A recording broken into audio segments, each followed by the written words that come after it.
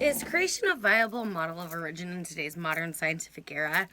In today's society, with the plethora of technology and information available to us, we are now able to research topics instead of just believing what others tell us. Which side holds more evidence, creation or evolution?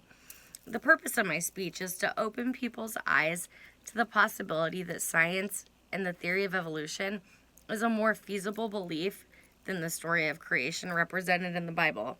I'm aware that this is a controversial topic, and I know this because I was born Lutheran. When I was about 27, I then converted to Catholicism, just because others around me were. I saw a lot that I did not agree with, and so I researched Christianity and specifically Catholicism.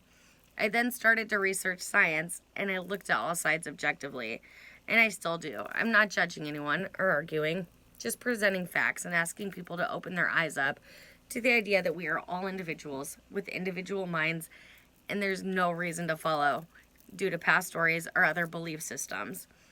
In an article that was written by Scientific America, it was stated that Charles Darwin, the scientist who made the theory of evolution famous, had a habit of never believing anything until it is proven as true. This is how he discovered the beginning of evolution, through truth. Even world famous theoretical physicist Stephen Hawking is quoted as saying, "Before we understand science, it is natural to believe that God created the universe. But now science offers a more convincing explanation." I mean, how could two famous scientists agree that there's no truth? Have you ever heard the phrase to be like sheep? What does that mean to you? According to the Cambridge English Dictionary, the definition of be like sheep is if a group of people are like sheep, they all behave in the same way or all behave as they are told and cannot or will not act independently. Dr. Vern Bankston launched a 35-year study of more than 350 families, which he wrote the book Families and Faith, How Religion is Passed Down Across Generations. He found that 6 out of 10 parents in the study have young adult children who report they have the same religious tradition as their parents.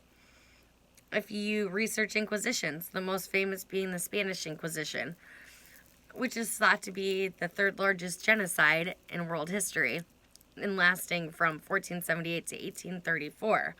This genocide that happened to be ordered from a formal proclamation of a pope. What was the purpose of the Inquisition? It was to force people to practice Catholicism and be loyal only to the Roman Catholic Church, primarily targeted towards Jews. So what happened when they did convert?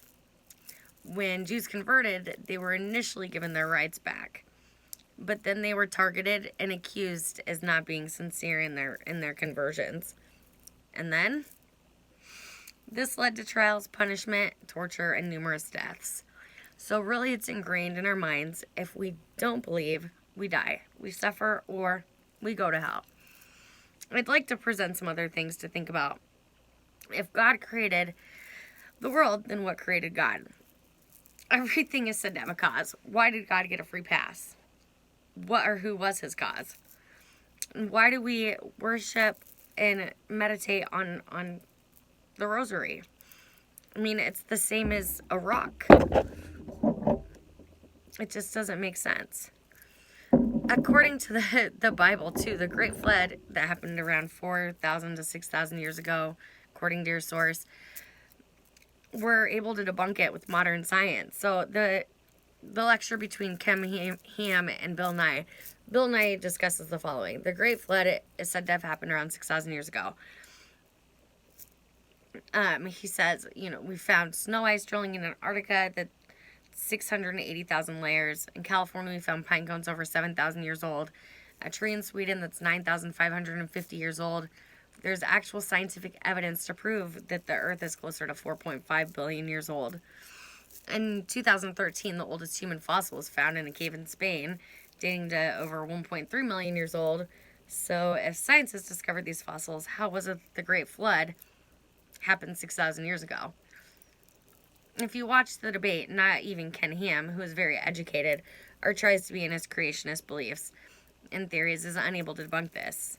Another thing is that Christians state that not all of the Bible is meant to be taken literally. So, what parts are and what parts aren't? And who decides this? So, other things are, popular holidays. Easter, for example. Why do Christians symbolize Jesus' resurrection with eggs and bunnies? Easter is a pagan holiday celebrating the pagan goddess Esther, who represented dawn. She would oversee the fertility of the earth. Symbols associated with her included eggs, rabbits, and flowers. Ironically, all the symbols we associate with Easter today. Christmas, pagans would decorate houses with evergreen to celebrate the winter solstice. Scholars studying the Bible even disagree on the date of Jesus' birth, but most agree that it was not in December. Last one, Ash Wednesday. It's a tradition of repentance, is actually rooted in Nordic paganism. The placing of ashes above one's brow was said to bring about the protection of the Norse god Odin. Second, Odin's day was considered to be Wednesday. When thinking about all these things, and of course, I encourage everyone to do their own research, always.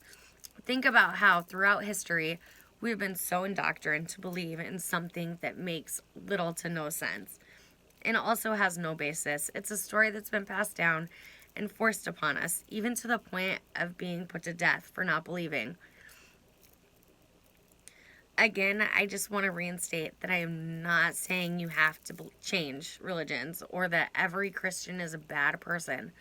I'm just saying that in today's society, with the plethora of technology and information available to us, we are now able to research topics instead of just believing what others tell us. Which side holds more evidence, creation or evolution?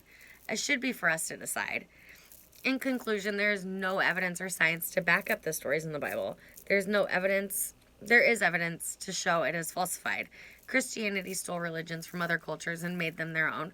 And over a long period of time, people had no choice but to be Christian. I'm not stating that anyone's beliefs are wrong. If something gives you peace, then by all means, I hope you continue with it. I'm just saying, open your eyes to maybe something else. Another point is a recent Pew study stated that 60% of millennials believe that Catholicism is judgmental. I mean, why is that? As a counselor, I've heard stories of people whose parents have told them, they're going to hell if they misbehave, or, they're going to get, just horrible things, and it's scarred them. I mean, I've made my choice based on my convictions, my research, my beliefs, and I hope that you do the same.